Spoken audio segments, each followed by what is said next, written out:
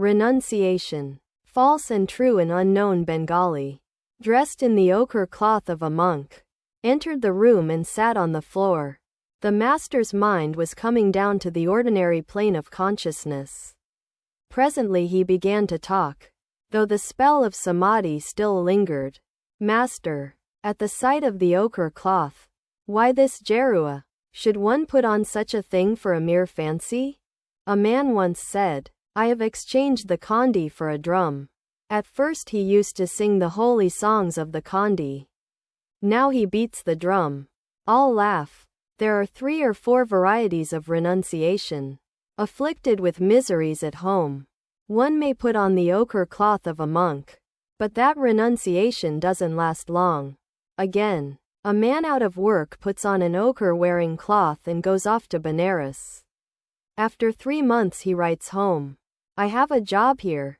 I shall come home in a few days. Don't worry about me. Again, a man may have everything he wants. He lacks nothing, yet he does not enjoy his possessions. He weeps for God alone. That is real renunciation. No lie of any sort is good. A false garb, even though a holy one, is not good. If the outer garb does not correspond to the inner thought, it gradually brings ruin. Uttering false words or doing false deeds, one gradually loses all fear. Far better is the white cloth of a householder. Attachment to worldliness, occasional lapses from the ideal, and an outer garb of gerua. How dreadful! It is not proper for a righteous person to tell a lie or do something false even in a dramatic performance. Once I went to Kashab's house to see the performance of a play called Nava Vrindavan. They brought something on the stage which they called the cross. Another actor sprinkled water, which they said was the water of peace. I saw a third actor staggering and reeling in the role of a drunkard. A Brahmo devotee. It was K. Master. It is not good for a devotee to play such parts. It is bad for the mind to dwell on such subjects for a long while. The mind is like white linen fresh from the laundry. It takes the color in which you dip it. If it is associated with falsehood for a long time, it will be stained with falsehood.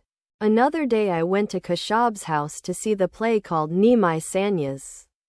Some flattering disciples of Kashab spoiled the whole performance. One of them said to Kashab, You are the Chaitanya of the Kali Yuga.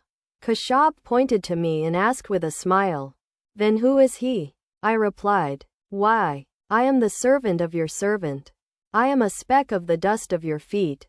Kashab had a desire for name and fame.